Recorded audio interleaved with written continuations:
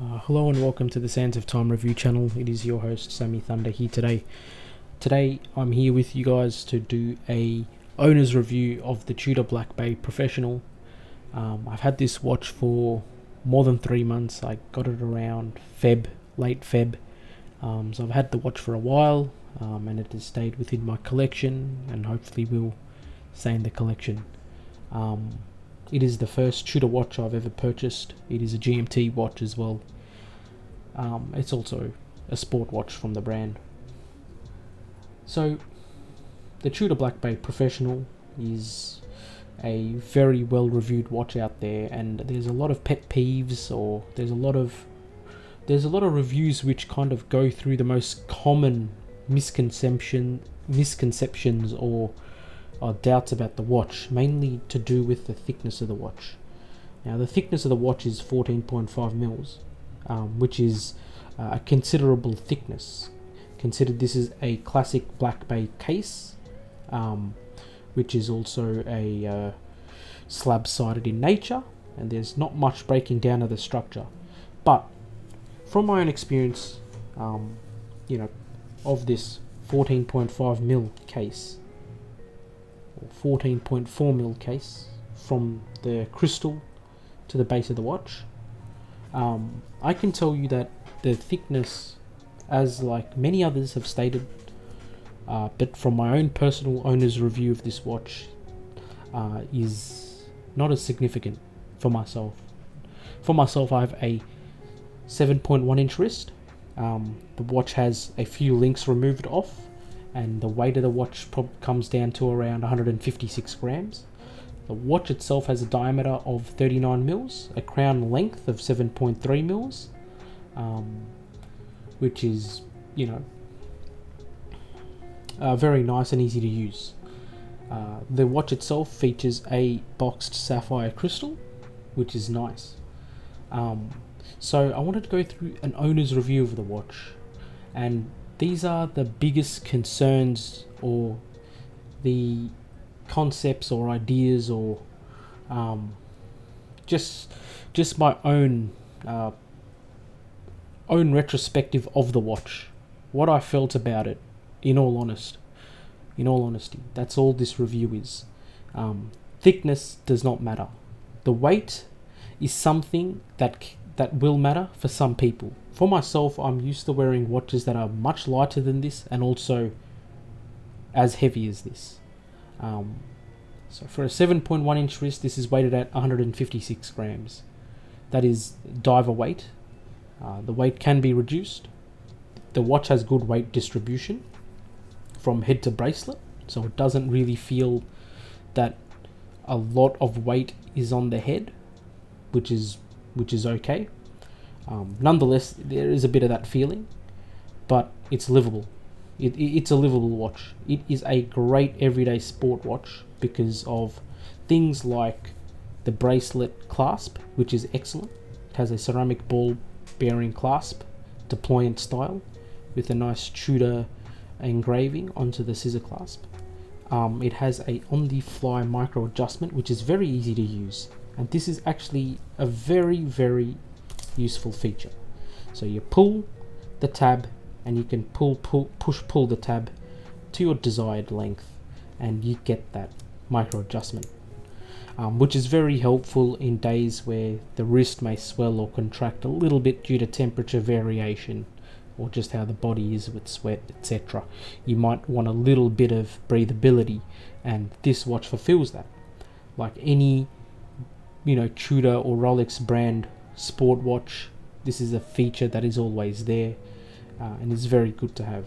Previous Tudors back in the day, 5 years ago, didn't really have a traditional or have this kind of scissor clasp system with the on-the-fly micro adjustment on the Black Bay series. Now we have that, so Tudor has upped the game in that regards. As you can see from the dial, this is a chronometer officially certified movement. It is a GMT caliber, the MT5652. It is obviously, as I said, a COSC true GMT caliber. Not only that, it also, within the architecture of the movement, features a balanced bridge which is like you'd get on a Rolex movement sport watch, which is good to have at this price. It helps with shock resistance, which is something you really want on a sport watch. So it's nice to see Tudor's offering that for the customer for pretty much half the RRP of the Rolex. And in this day and age, I don't know if you get half the RRP. I mean, you pay full RRP for a Rolex. Nonetheless, what are things I like about the watch?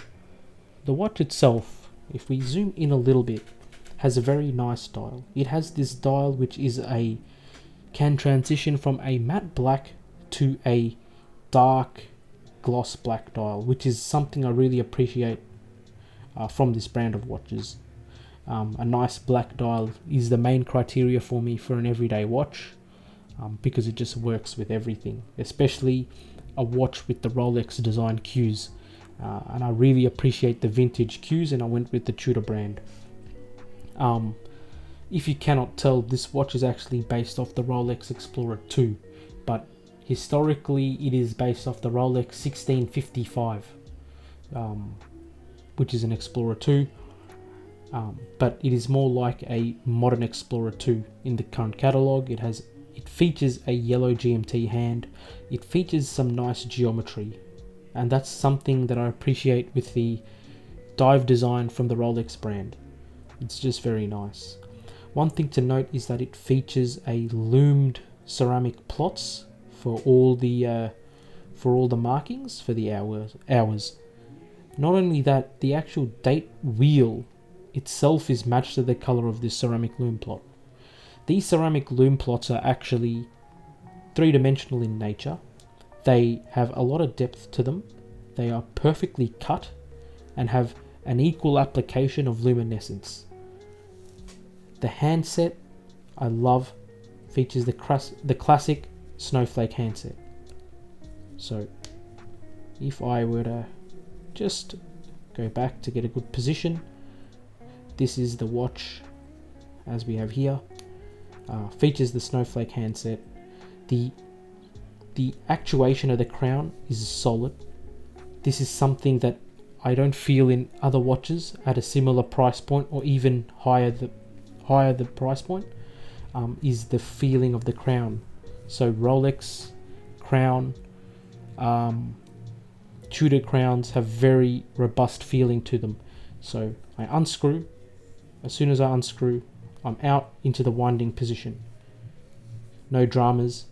I take it out to one position.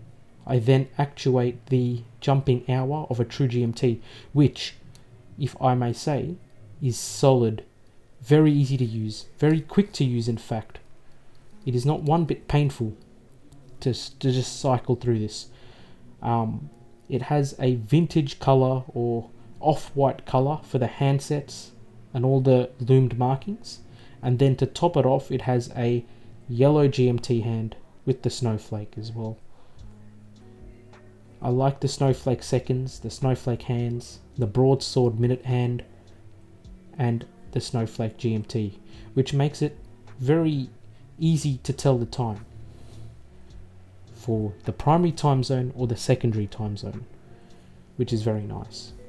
Very easy to wind, very robust feeling, very nice feeling. You can also feel the clicks as well, and that's something you need to give the brand credit for. I feel like reviewers don't actually talk about that because they think a watch should work, but this brand here has taken it a slight step up and they make it feel nice, and that's the association of quality and luxury. When we talk about the watch itself, it's the Black Bay case. If I may go to one-time zoom, the Black Bay case is nice, and it's obviously based off a vintage Rolex or Tudor Submariner. So the Black Bay case itself is very slab-sided in nature, but it is high mirror finish. Obviously, it's nothing compared to Zaratsu finishing, but it is a very nice finishing indeed. Very high quality, and then you have this nice chamfer beveled edge on the case itself. When we look at the The different types of finishing. On the bezel itself, we have radial satin finishing with black lacquer inlay for the numerals, which is very nice. And it has a lot of depth in different lighting, and that's what I like about satin finishing. It has this other luster of quality compared to polishing. And then when we look at the case itself and the bracelet, the vertical satin finishing is very nice as well. Clasp system is beautiful as well, as I've explained. And when we talk about weight of the watch, it is actually balanced on the bracelet.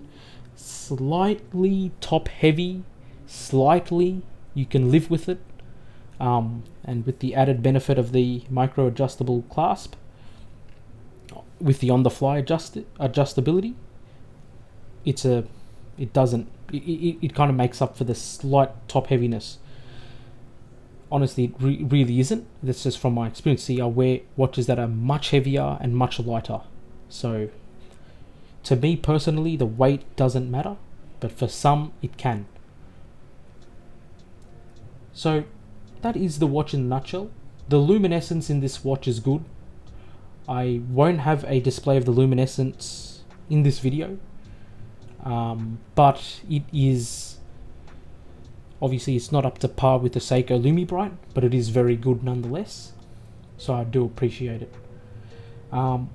Thickness of the watch doesn't bother me at all. Wearability is nice. 39 mils is really good. If this was 41, I would be a little bit, I might have just sold it on the spot. Really depends, to be honest, because it would be a much larger and heavier watch with the 41mm case.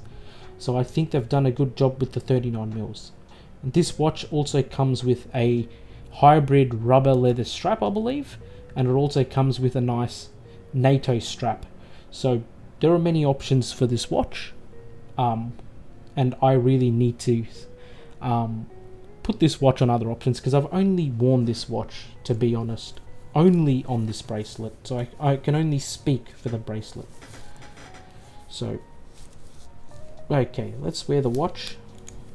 That's the watch on my 7.1 inch wrist, and it wears well. And obviously I've got this glove on, so it adds a little bit of that. It makes it feel a bit tighter because I've got extra, diameter to my wrist.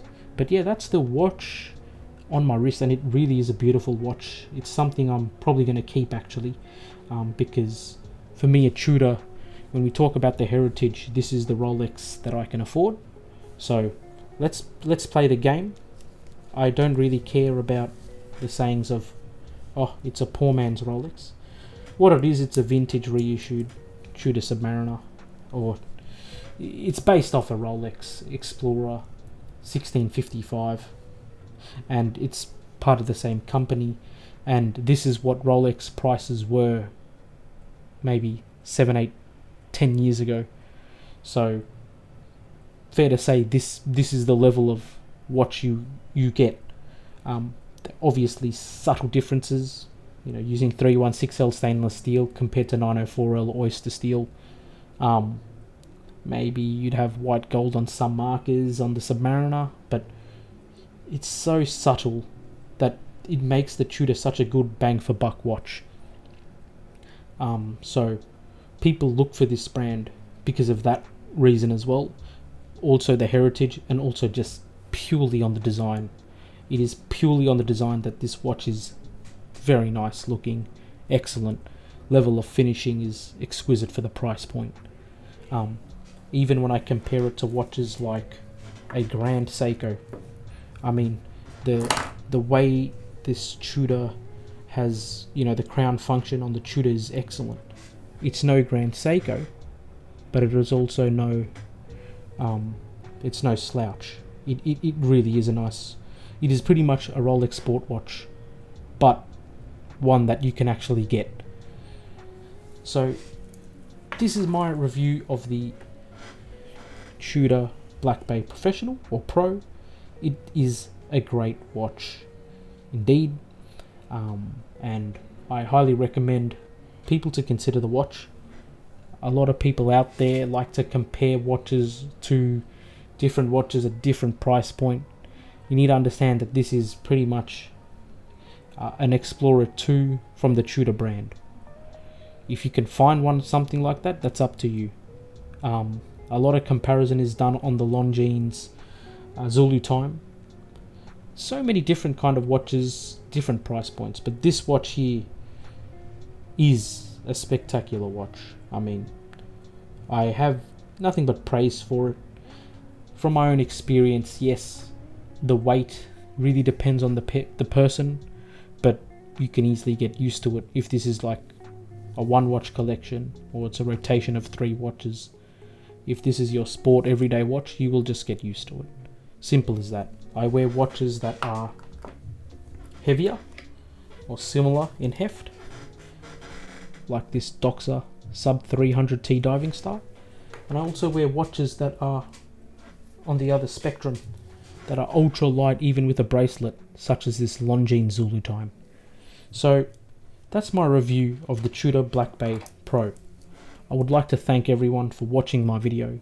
I know it's been a while since I've made a video, and to be honest, slowly I've just been doing other things, but I do want to get back into the watch game. I do want to start collecting in a comfort zone, getting watches that I like, that are comfortable to me, that give me joy, that give me happiness. So I'm going to look into the affordable market, so sub $1,000. But maybe one day when the time is right, I'll pick up a Grail watch. So there was a time or period 8-9 months ago where I was hunting for a Grail. I was considering between a JLC Reverso Duo Face, I was considering an Omega Speedmaster, I was considering many watches. Let's be honest, I was considering too many watches and I couldn't make the decision at the time. You know, Omega Seamaster, Omega World Timer, Aquaterra, so many watches, so many good watches, and it was hard to make a decision. I felt like it wasn't the right time. I paused on it, but when the time is right, I will look at getting something like a Ultra Grail piece for myself. But for now, my true happiness really is coming from affordable watches. So I haven't really bought anything for 4 or 5 months. Maybe towards the end of the year, I might pick up something a little bit more affordable and just get back into the roots of the hobby, what made me originally happy about it.